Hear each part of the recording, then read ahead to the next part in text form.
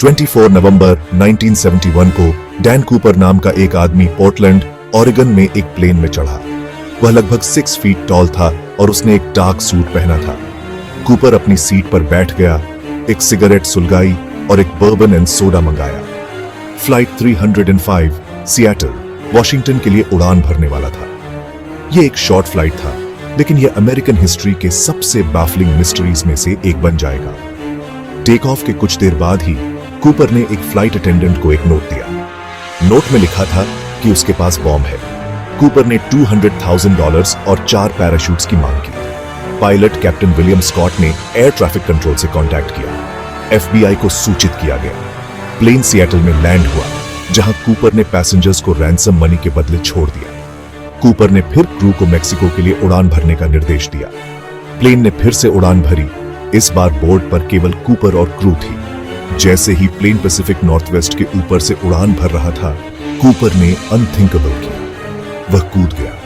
Ransom money अपने शरीर से बंधे होने के साथ डीबी कूपर रात के आकाश में गायब हो गया। प्लेन सेफली लैंड कर गया, लेकिन कूपर चला गया था। उसे फिर कभी नहीं देखा गया। FBI ने डीबी कूपर के लिए एक बहुत बड़ा मैनहंट शुरू किया। उन्होंने फ्लाइट पाथ के नीचे के विल्डरनेस को खंगाला।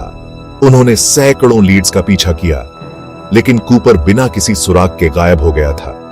जैसे जैसे साल बीतते गए, रहस्य और गहराता गया। कुछ रैंसम मनी 1980 में मिला था।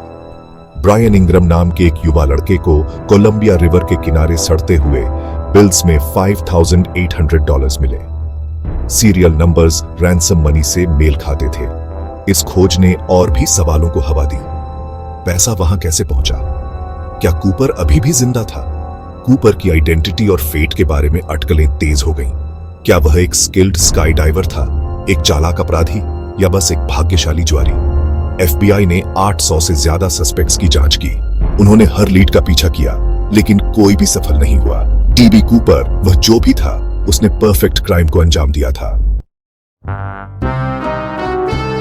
कॉन्क्रीट आंसर्स की कमी के बावजूद FBI ने कुछ सुरागों को उजागर किया। उनके पास कूपर की ब्लैक टाई थी, जो उसने प्लेन में छोड़ी थी। उनके पास उसका पैराशूट था, जो संदिग्ध जंप जोन के पास डिस्कार्डेड पाया गया था।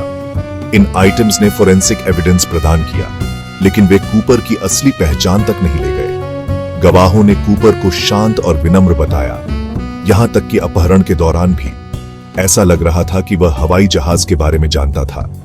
इससे कुछ लोगों का मानना था कि उन्हें मिलिट्री एक्सपीरियंस है। दूसरों ने सिद्धांत दिया कि वह एक एमेटर स्काई डाइवर था, जिसे भाग्य से साथ मिला। रहस्य एक पजल की तरह था, जिसमें कुछ पीसेस गायब थे। एक बॉडी की कमी ने भी रहस्य को हवा दी। क्या कूपर जंप से बच गया, या वह विल्डरनेस में मर गया? फ्लाइट पैथ के नीचे का इलाका उबड़ खाबड़ और अनफॉरगिविंग था। कुछ का मानना था कि कूपर फॉल से नहीं बच सकता था। इन वर्षों में डीबी कूपर की असली पहचान और भाग्य के बारे में अनगिनत थ्योरीज सामने आई हैं। कुछ थ्योरीज दूसरों की तुलना में अधिक प्रशंसनीय हैं। कुछ का मानना है कि कूपर एक स्किल्ड स्काई डाइवर था, जिसने डकैती की योजना मेटिकुलसली बनाई थी।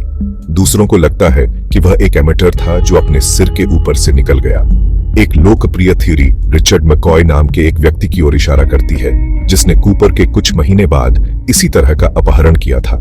हालांकि मैकॉय पकड़ा गया और बाद में FBI के साथ गोलीबारी में मारा गया। एक और थ्योरी बताती है कि कूपर पैराशूट ट्रेनिंग के साथ एक मिलिट्री वेटरन था। अपहरण के दौरान उसके शांत रहने से पता चलता है कि उसे हाई प्रेशर सिचुएशंस में एक्सपीरियंस हो सकता है। कई थ्योरीज के बावजूद किसी को भी निश्चित रूप से सिद्ध नहीं किया गया है। डीबी कूपर की असली पहचान एक रहस्य बनी हुई है। डीबी कूपर केस जनता को मोहित करता रहता है। यह डेयरिंग, मिस्ट्री और अननोन के आकर्षण की कहानी है।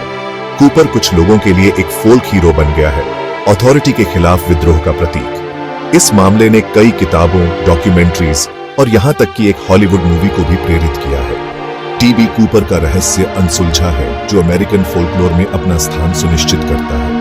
क्या असली डीबी कूपर की पहचान कभी हो पाएगी? शायद एक दिन नए सबूत सामने आएंगे या कोई कन्फेशन लेकर सामने आएगा। तब तक डीबी कूपर की कहानी मोहित और इंट्रीग करती रहती है। वह एक भूत है जो आसमान में घूमता है, एक याद दिलाता है कि कुछ रहस्य कभी नहीं सुलझे हो सकते हैं।